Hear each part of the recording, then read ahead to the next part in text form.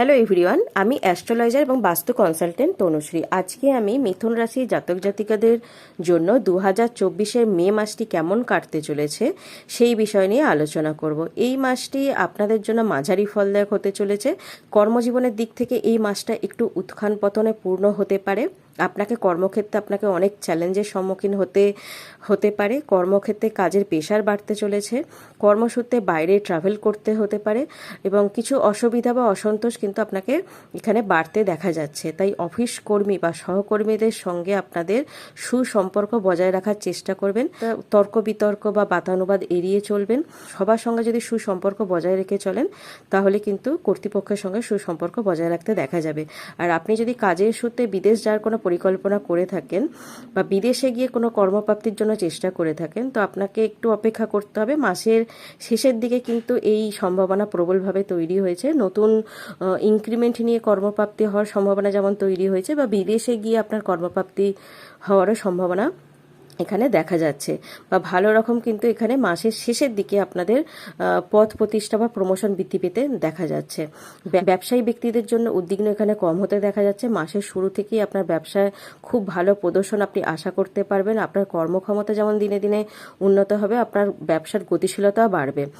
আপনার বিজনেসের অগ্রগতির সম্ভাবনা প্রবলভাবে তৈরি হয়েছে। আপনি যদি কোথাও কোনো অর্ডার পেতে চাইছেন বা কোথাও কোনো প্রজেক্ট আপনি পেতে চাইছেন, সেইগুলো কিন্তু আপনার পাওয়ার সম্ভাবনা প্রবলভাবে তৈরি হয়েছে।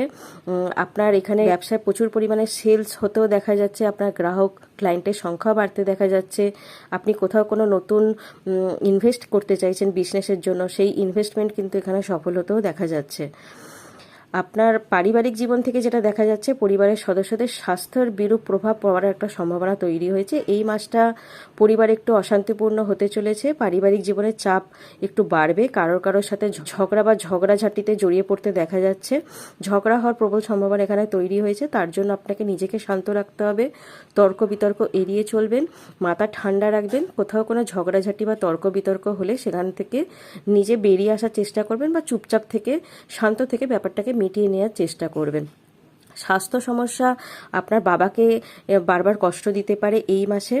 আপনি আপনার বাবাকে নিয়ে একটু চিন্তিত থাকবেন এবং আপনার বাবাকে যদি নিয়মিত করে চিকিৎসা চালান বা ভালো চিকিৎসকের পরামর্শ নিয়ে ওনার ট্রিটমেন্ট করেন, তাহলে কিন্তু আস্তে আস্তে আপনি এই সমস্যা থেকে, বাবার শরীর স্বাস্থ্যের সমস্যা থেকে আপনি বেরিয়ে আসতে পারবেন। এবং ভাই বোনদের আপনি সহযোগিতা পাবেন। তাদের যে সহযোগিতামূলক মনোভাব সেটা আপনি বুঝতে পারবেন। তারা যথেষ্ট পরিমাণে আপনার পাশে থাকবে, সব দিক থেকেই আপনাকে সাহায্য করবে।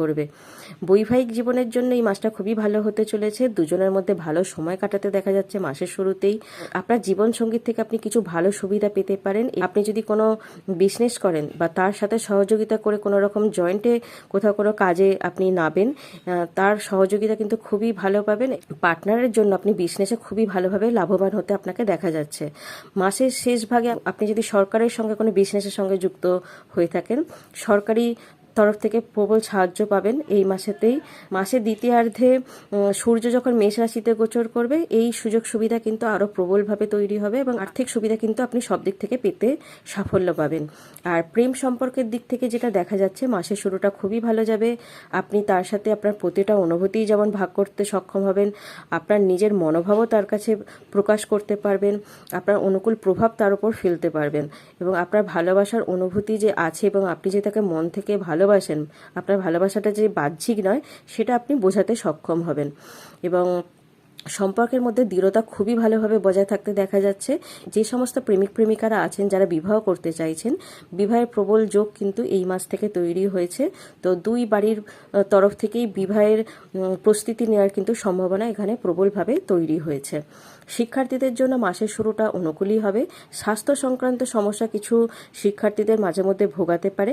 মাসের শুরুতেই বুধ আর বৃহস্পতি উভয়ই আপনার পঞ্চমভাবে দৃষ্টি থাকবে, যার কারণে শিক্ষার্থীরা শিক্ষাক্ষেত্রে অসাধারণ সাফল্য সম্ভাবনা এখানে তৈরি হতে দেখা যাচ্ছে। আপনার জ্ঞান এবং আপনার বুদ্ধি আপনাকে বিভিন্ন দিক থেকে সমর্থন করবে। আপনি একজন ভালো গুরু বা শিক্ষকের সাহচর্য পাবেন, যিনি আপনাকে আপনার পড়াশোনায় ভালো দিক নির্দেশনা দেবে। প্রতিযোগিতামূলক পরীক্ষার জন্য প্রস্তুতি নিচ্ছেন যে সমস্ত শিক্ষার্থীরা, কঠোর পরিশ্রমের পর খুব ভালো সাফল্যর আপনারা আশা করতে পারেন। খুব ভালো নাম্বার নিয়ে আপনাদেরকে উত্তীর্ণ হতে এখানে দেখা যাচ্ছে। শরীর স্বাস্থ্যের দিক থেকে এই মাসটা মিশ্র ফলাফল পাবেন। কোথাও কোথাও আপনার জয়েন্টে পেন, গাঁটে ব্যথা বা পিঠের ব্যথা এগুলো আপনাকে বিরক্ত করতে পারে। তাই কাজের মাঝে মাঝে বিশ্রামের জন্য কিছু সময় বের করবেন, যাতে আপনি শারীরিক ক্লান্তি এড়াতে পারেন আর আপনার স্বাস্থ্য সম্পর্কে একটু সচেতন হবেন। নিয়মিত শরীরচর্চা, যোগ ব্যায়াম, প্রাণায়াম বা কোনো রকম খাবার দাবার বা ডায়েট মেনটেন করে, রুটিন মেনটেন করে চললে এই সমস্যাগুলো থেকে আপনি আরামসে বেরিয়ে আসতে পারবেন। তো খুব বেশি শরীর স্বাস্থ্য সংক্রান্ত সমস্যা এই মাসে আপনার দেখা যাচ্ছে না। সামান্য জয়েন্টের পেন, পিঠের ব্যথা এগুলো আপনাকে ভোগাতে পারে।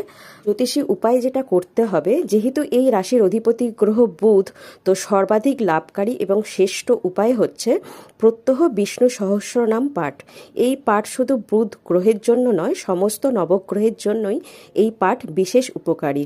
প্রত্যেক বুধবার দিন করে আপনারা বুধ চালিসা পাঠ করতে পারেন, প্রত্যেক বুধবার করে আপনারা গণেশজির পুজো করতে পারেন এবং প্রত্যেক দিন সম্ভব হলে 108 বার করে গণপতির মন্ত্র ওং গং গণপতায় নমঃ এই মন্ত্রটি জপ করতে পারেন।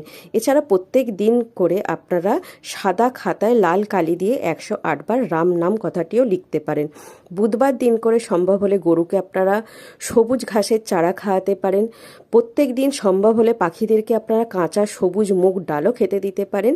বুধবার দিন করে সবুজ রঙের বস্ত্র পরিধান করার চেষ্টা করবেন এবং সবুজ রঙের রুমাল আপনারা ব্যবহার করারও চেষ্টা করবেন। এতে বুধ গ্রহ খুবই মজবুত হবে। এছাড়া আপনার ভাগ্য নির্ধারিত হয় আপনার নিজস্ব জন্মকুষ্ঠী বা জন্মছকে সমস্ত গ্রহের অবস্থানের ওপর। আপনার নিজস্ব জন্মকুষ্ঠীতে যদি সমস্ত গ্রহের অবস্থান ঠিক না থাকে বা কোনো খারাপ গ্রহের দশা অন্তর্দশা চলতে থাকে বা আপনার বাস্তুতেও যদি কোনো রকম সমস্যা হয়ে থাকে, তাহলে আপনারা ভালো কোনো অ্যাস্ট্রোলজারের সঙ্গে পরামর্শ করতে পারেন।